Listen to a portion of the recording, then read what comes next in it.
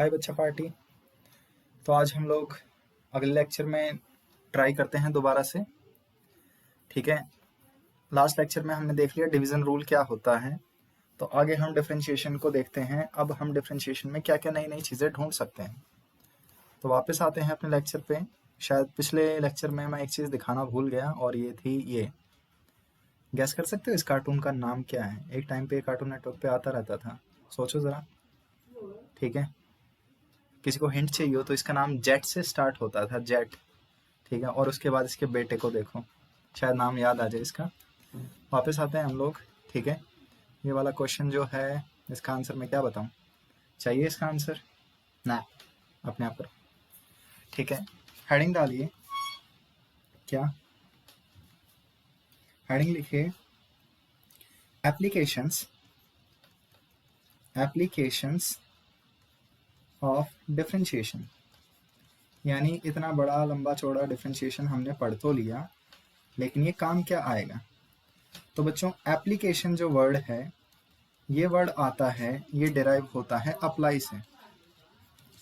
यानी डिफरेंशिएशन आपको पढ़ा तो दिया गया, लेकिन ये अप्लाई कहाँ करना है, इसे सीखना कहाँ पे है? तो डिफरेंशिएशन कैन टेल, ये आपको क्या बता सकता है? ये आपको बता सकता है rate of change of A quantity. एक क्वांटिटी का रेट ऑफ चेंज क्या है, यानी वो क्वांटिटी कैसे चेंज हो रही। एग्जाम्पल, आप लोग फिजिक्स में पढ़ते होंगे, बेशक आपको आती हो ना आती हो, तो वहां पे कहा जाता है रेट ऑफ डिस्प्लेसमेंट या रेट ऑफ पोजीशन। रेट के साथ कुछ नहीं लगा हो तो हम टाइम के साथ रेट मारते हैं। ठीक है, कि रेट टाइम के हिसाब से होगा।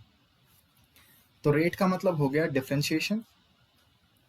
ठीक है, और रेट किसके अकॉर्डिंग हम लेंगे? विद रिस्पेक्ट टू टाइम लेंगे।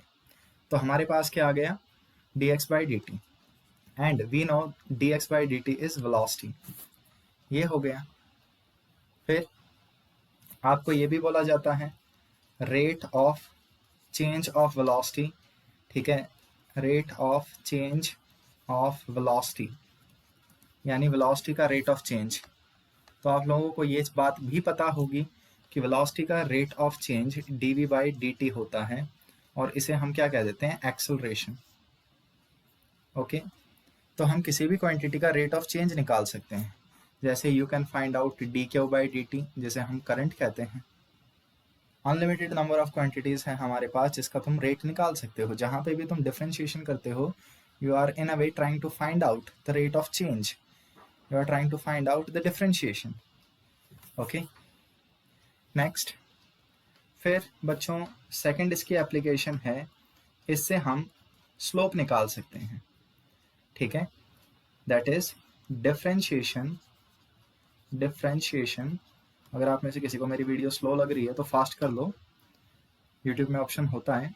डिफरेंशिएशन हेल्प्स, ठीक है, इन फाइंडिंग स्लोप। स्लोप को फाइंड आउट करने में ये हेल्प करता है। अब इसका क्या मतलब हुआ? स्लोप क्या होता है, ये चीज़ जानने के लिए मेरी स्लोप वाली वीडियो देख लेना। अभी तो मत देखना क्योंकि पोस्ट ही नहीं की, कहाँ से देखोगे? कभी ना कभी तो पोस्ट करूंगा मैं इसे। ठीक है, स्लोप को हम m से रिप्रेजेंट करते हैं, और डिफरेंशिएशन क्या करता है? इसको फाइंड आउट करने में हेल्प करता है। मेरी राइटिंग बड़ी मस्त है। अगेन, अगर कुछ नहीं समझ में आ रहा तो वर्बली समझो, थोड़ा सा हरियाणवी एक्सेंट मिलेगा, लेकिन कोई नहीं। एंड फाइनली थर्ड, ठीक है, वी कैन फाइंड, हम क्या कर सकते हैं? वी कैन फाइंड मिनिमा, यानी मिनिमम वैल्यूज, और maxima with help of differentiation.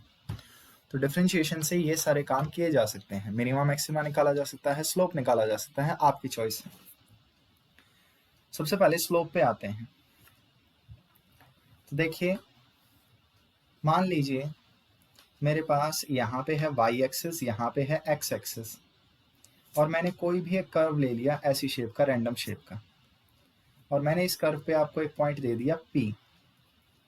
तो सबसे पहले P पॉइंट पे टेंजेंट ड्रॉ करो।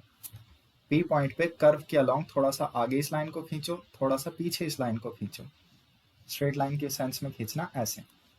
जरूरी नहीं है ये ओरिजिन से ही पास होंगी सारी, कहीं से भी पास हो सकती है। तो ये एंगल है मेरे पास थीटा। इस थीटा के साथ tan लगा दो, टेंजेंट लगा दो, दिस इज कॉल्ड स्लोप। और बच्चों स्लोप हम डिफरेंशिएशन से भी निकाल सकते हैं, y एक्सिस का differentiation with respect to x axis. किसी को ना पता हो तो अगेन मैं बता दूं, m बोले तो स्लोप, फिजिक्स में ऐसे ही सिंबल होते हैं, मैथ में भी ऐसे ही सिंबल होते हैं, ठीक है। A for Apple, B for impact parameter, C for speed of light, D for duplicate नहीं, ठीक है, फ्रिंज विड्थ, फ्रिंज डिस्टेंस, ये सारी चीज़ें आ जाती हैं। तो सिंबल क्या रिप्रेजेंट कर रहा है वो चीज़ देख लेना। हम क्या कर सकते हैं, हम डिफरेंशिएशन से स्लोप फाइंड आउट कर सकते हैं।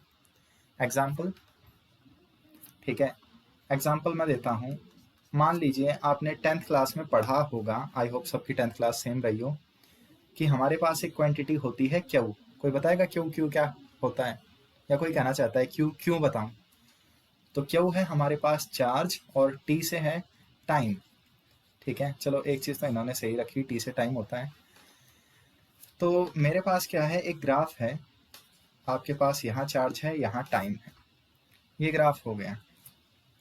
तो मैं निकालना चाहता हूँ इस ग्राफ का स्लोप। तो मुझे पता है स्लोप क्या होता है, y axis by x axis. y axis पे कौन कबूतर है, यहाँ क्यू, और x एक्सिस पे कौन है, टाइम।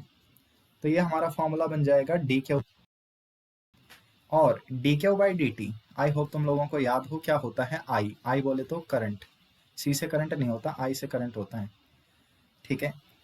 तो अगर मेरे पास क्यू टी का ग्राफ है, अगर आप लोगों को क्यू टी का ग्राफ दे दिया गया और आपसे कहा गया बताओ करंट कितना होगा किसी भी इंस्टेंट पे या किसी भी पॉइंट ऑफ टाइम पे, तो आप क्या कर देना, आप इस ग्राफ का स्लोप निकाल देना।